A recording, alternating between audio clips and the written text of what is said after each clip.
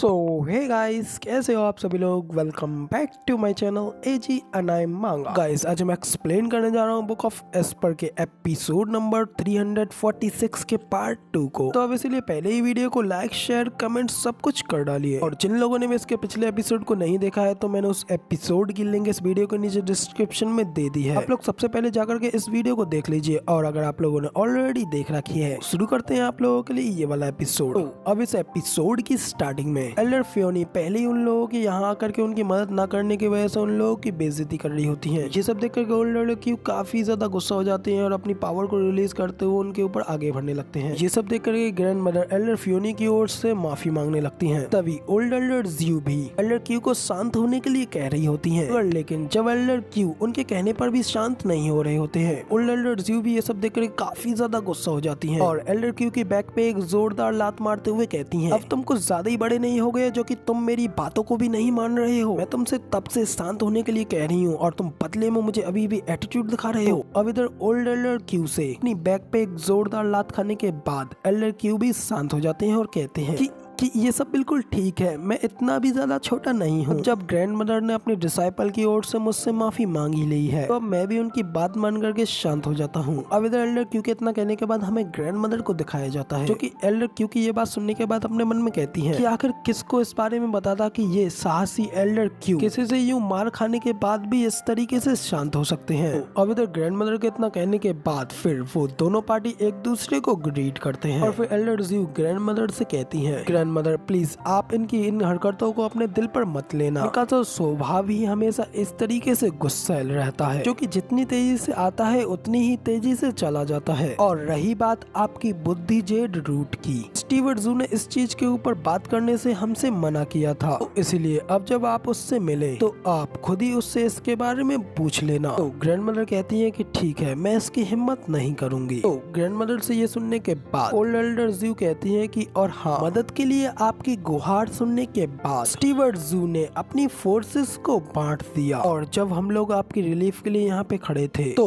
उस समय उसने पिल्किंग हॉल के ऊपर हमला करवा दिया। अब इधर पिल्किंग हॉल के ऊपर हमला होने की बात सुनकर के ग्रैंड मदर और मास्टर पियोनी काफी ज्यादा हैरान हो जाती हैं। कहती हैं कि क्या पिल्किंग हॉल, आखिर वो वहाँ पे क्या कर रहा है। दूसरी ओर ग्रैंड मदर तो इन सारी बातों के बारे में जान करके अपने मन में कहती हैं, तो पिल्किंग हॉल के साथ ये हुआ इसीलिए तो। इधर दूसरी ओर ओल्ड एल्डर क्यू कहते हैं कि इसलिए तो मैं तुम्हें ना समझ इग्नोरेंट कह रहा हूँ, क्योंकि तुम लोग उसकी इनफाइनाइट विजडम के सामने कुछ नहीं जानते। दूसरी ओर ओल्ड एल्डर ज़्यू भी कहती हैं कि जब उसने सॉर्ड मार्केस एब्रॉड और वैलिड ड्रैगन पवेलियन को देखा कि वो लोग जब आपकी मदद करने के लिए आगे बढ़ रहे हैं तो बार बार उन्हें एक हैवी लॉस के साथ में पीछे खदेड़ा जा रहा है। आप लोग तो सोच रहे होंगे कि ये स्टीवर्ट ज़ू अपने ही लोगों को इन लोगों के ट्रैप में फंसा देगा।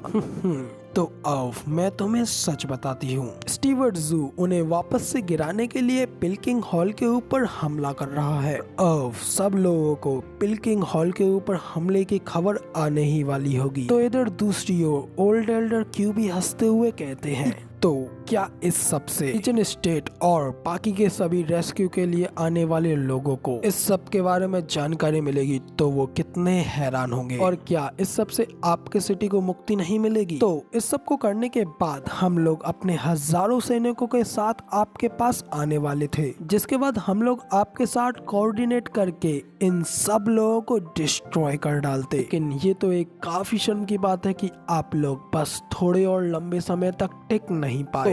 ओल्ड एल्डर क्यू की ये बात सुन करके ग्रैंड मदर अपने उस पुराने फैसले सिटी को छोड़ के जाने के ऊपर काफी ज्यादा निराश हो जाती हैं और इस सब के बारे में सोच करके अपने मन में कहती हैं कि इस सब को ब्लास्ट कर दो, हम लोग बहुत जल्द ही बाहर निकल जाएंगे। तो इन सब चीजों के बारे में सोचते हुए ग्रैंड मदर अपने मन में कहती हैं, नहीं, मुझे ज़ू फेंग के ऊपर भरोसा करना चाहिए था, मुझे उसे हमारे पास आने के लिए उस पर भरोसा करना चाहिए था, मैं उसके लिए कुछ दिन और इंतजार करना चाहिए था। अगर ऐसा होता तो तब हम लोगों को उन लोगों से रिलीफ जरूर मिलती और हमारी ड्राफ्टिंग फ्लावर एडिफिस को बचाया जा सकता था। इस सब चीज के बारे में सोचते हुए ग्रैंडमदर रिग्रेट करते हुए कांप रही होती हैं। तो ये सब देख करके ओल्ड एल्डर ज़्यू भी अपने मन में कहती हैं, अरे ड्राफ्टिंग फ्लावर एडिफिस, आप लोग स्टीवर्ट ज़ू और रीजन स्टेट के खेल के बीच में ऑलमोस्ट मौत के खेल के बीच में पिसती रही, लेकिन अब इस सब से आपका हार्ट गारंटेड चेंज तो हो ही गया होगा। तो गाइस, अब इधर एल्डर ज़्यू के इतना कहते ही यहाँ पे हमारा एपिसोड खत्म हो जाता है और अब इसका अगला एपिसोड आप लोगों को कल देखने को मिलेगा। फिलहाल वीडियो पसंद आई हो तो यार एक लाइक कर देना, साथ ही कमेंट करके ये जरूर बताना कि आपको हमारा ये वाला वीडियो का एक्सप्लेनेशन कैसा लगा, और ऐसी अमेजिंग वीडियोस को देखने के लिए इस चैनल को सब्सक्राइब जरूर से कर देना। शुक्रिया।